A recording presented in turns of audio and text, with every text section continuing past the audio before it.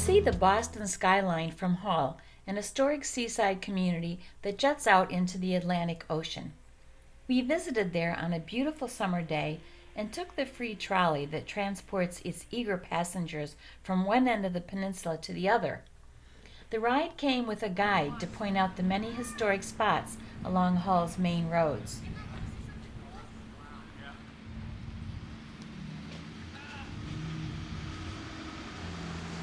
What's your name? I'm Bob. Bob? So I'm one of the guides that's been doing this, the trolley tour. Now the trolley, I don't know if you guys know, really we try to sync with the ferry coming from Boston. And we're trying to get people to take the 9 o'clock ferry, come over here, get on the trolley, get off at the beach, spend the day, spend some money, and have a great time in Hull. It's been picking up, so it's great. More and more people are getting to know. That's cool. And this was a very, very elite playground. And there was a giant hotel on this site, which burned down, I think, in the 60s, and then they built the high school, maybe in the 50s. They built the high school, and of course we catch our ferry right here. This is the Hull Gut right here. It's one of the deepest natural channels of water in Boston Harbor, and it's not unusual to see a 5-story ship go through here, a big tanker. It happens all the time. Of course, Peck's Island is right across the way. Oh yeah. Sailboats.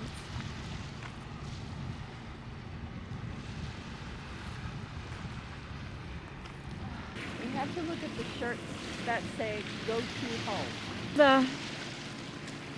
There was a Hull's Kitchen restaurant. Did you see that? I did. This building right here, I don't know if you can see it, it's up on stilts back here, is the Chatham Life-Saving Museum, or Life-Saving Building.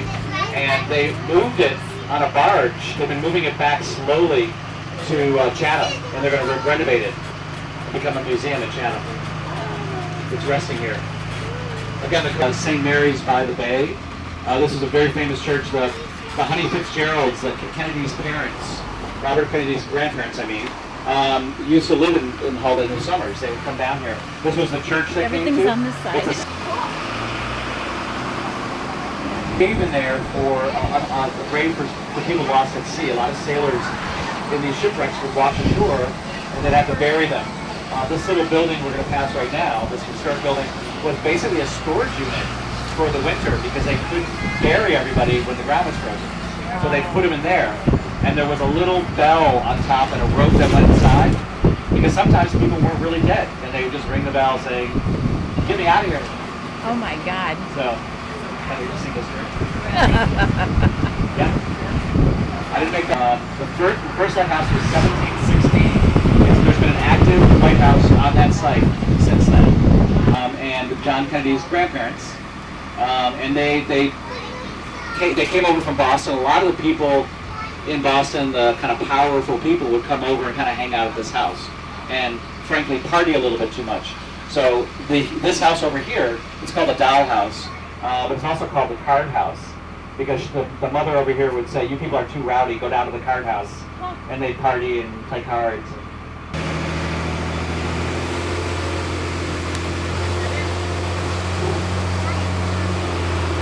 This field was the first field in the United States where they played a baseball game under lights. I was told just recently that it actually was, the field was over by where the firehouse is. But we talk about it here, this is the field, no lights. But it was actually down a little bit further. It was the first night game under lights. They had to end early because the ferry was going back to Boston.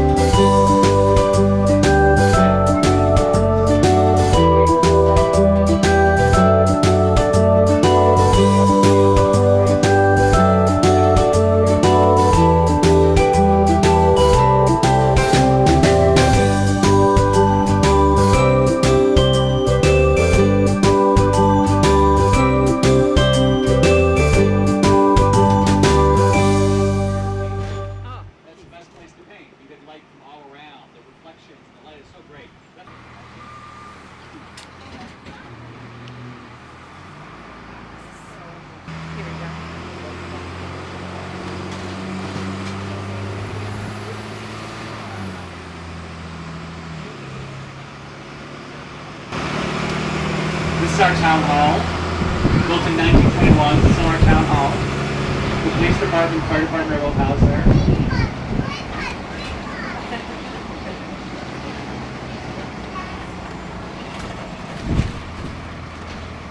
Driving.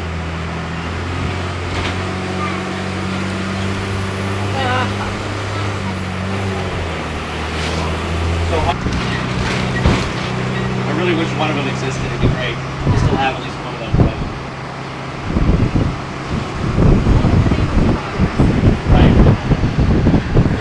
Coming up in the 30 King Pavilion, he was a big band conductor. But they had 3 concerts in the summer. They were restoring it early in the summer. I'm glad they got it done. But people were really missing it. There might be a crowd out there dancing already. Wait for a second to catch up on the schedule. So, this, imagine back in 1899, this was a beach, there were hotels, and there were, some kind of like honky-tonk stuff, part of the DCR now, which was part of the state-owned. Paragon Amusement Park closed in 1984.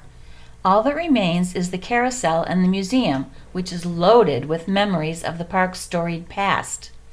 Patty Abadi, publisher of the Hull Times, took us on a tour. Giant coaster. Oh, so you probably have pictures of the giant coaster. Right? Oh. Debbie's going swimming with... Touring one of the chariots in here too. Oh, yeah? Oh, look. There were 2 chariots on the carousel. Okay. And there are only 5 carousels worldwide with these chariots. So they're very Really? rare. Where's the other one? Is there one in Canada. Oh, look at the... Yeah, that's a replica. Oh, my goodness. Yes. What year did they tear it down? 85. Leechmere, back in the early. Leechmere, I remember And I Leechmere. was on my Leechmere credit card, Yep. Yeah. Oh my gosh. Yeah, I remember those. Saltwater taffy. Yeah. Certain ones like Canopy Lake, they survived. But this was a long, That's too bad. historic fight over that. Yeah. It's still in fight. You never came here, did you, Debbie? To the park? Alright. This is great.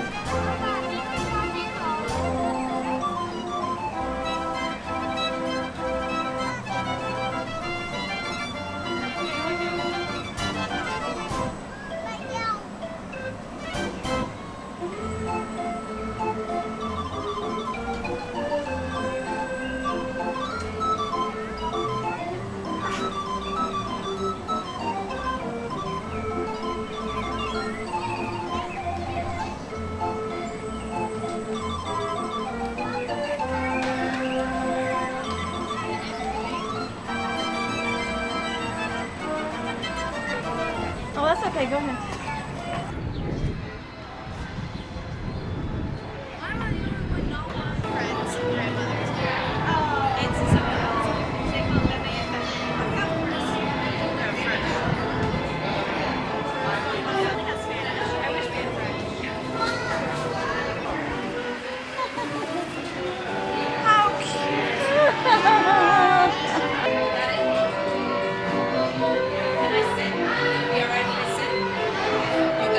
I can get them. I took a picture too, so I don't. Oh, okay, yeah. So we don't go back till September. Excellent. So they must be thrilled here. Oh, must be having. Oh, there's the party over there. We're having cakes. Nice. Here's your little pocket change too. Oh, thank you for adopting me for the season. Probably Right. find You need it. Yeah. Karina's name over there. This is so cool. Karina, this is your namesake horse on the carousel in Hull at the old Paragon Park. He's been restored and given your name. And Mom.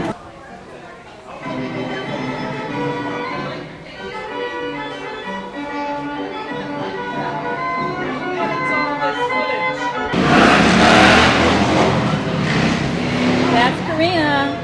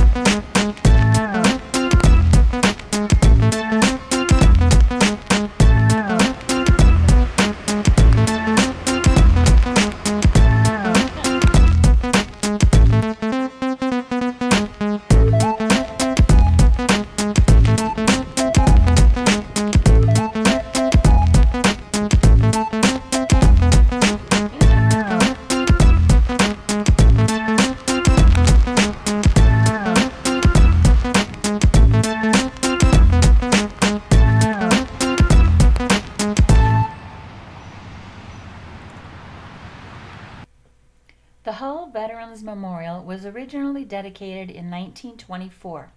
It was difficult to find a history of the memorial, but we do know that a rededication took place in June of 2017 when over 150 veterans' names were added to the plaques for the Vietnam War, the Korean War, World War I, and World War II.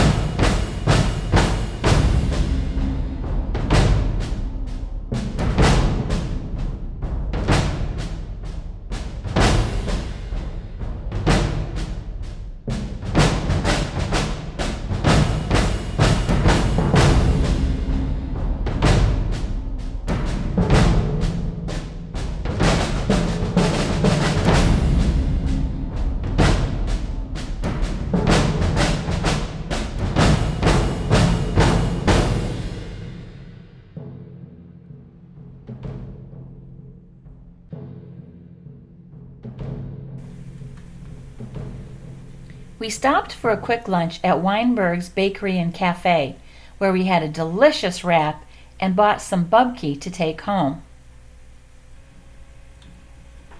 We ran across Temple Israel of Nantasket and wanted to stop to take a closer look at the beautiful architecture. We found out that it was built in 1920 as a summer temple.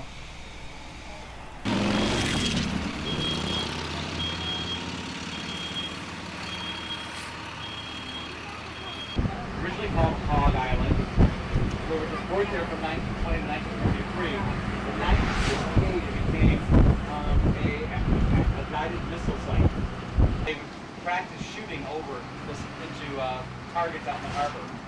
So if you lived in this area, they would say, okay, you got to leave for the day. We're shooting guns over out to the harbor. I couldn't imagine that happening today. And Mariners Park with our 2 active yacht clubs.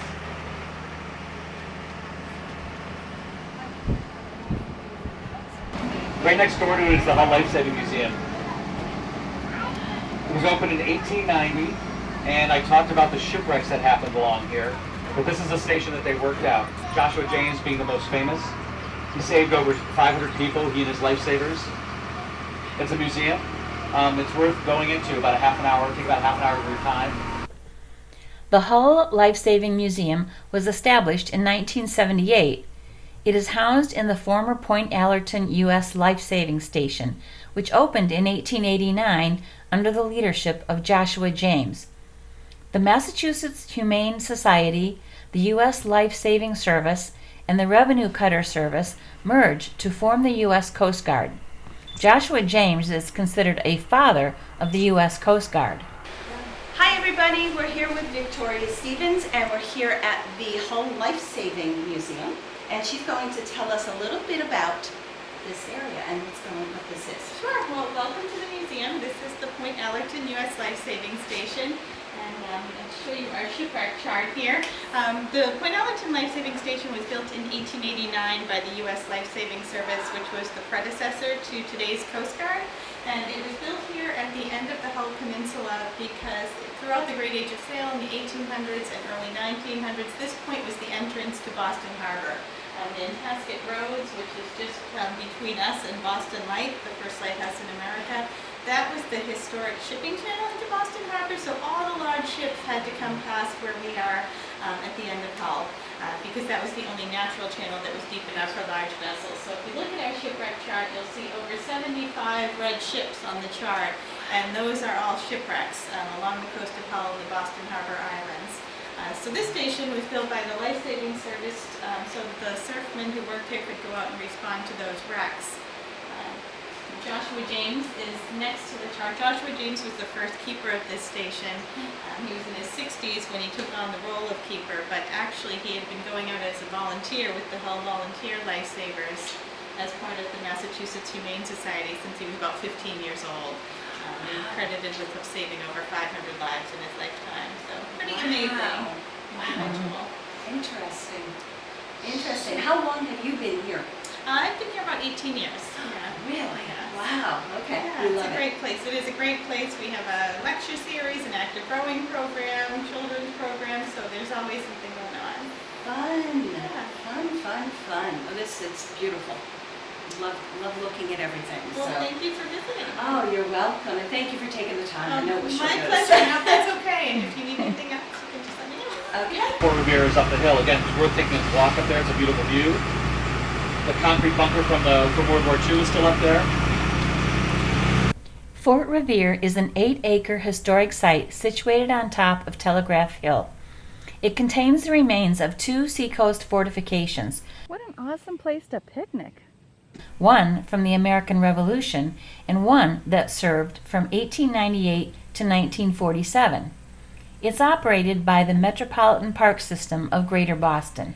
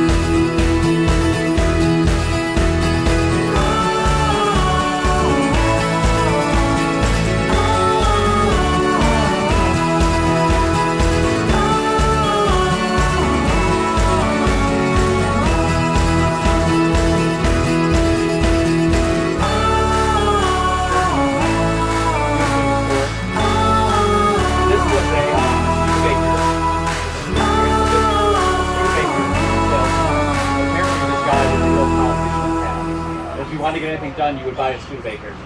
Kind of a loophole.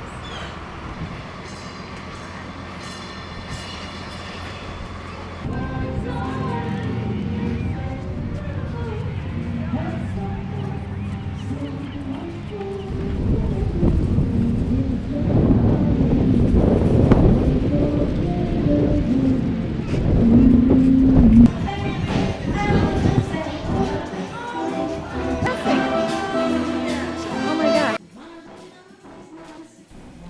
Every Sunday afternoon during the summer, residents and visitors of all ages flock to the Bernie King Pavilion on Nantasket Beach to dance the sun away. The Sunday that we visited was no exception. We couldn't help but sway to the big band music ourselves as we enjoyed the end of our visit to Hull.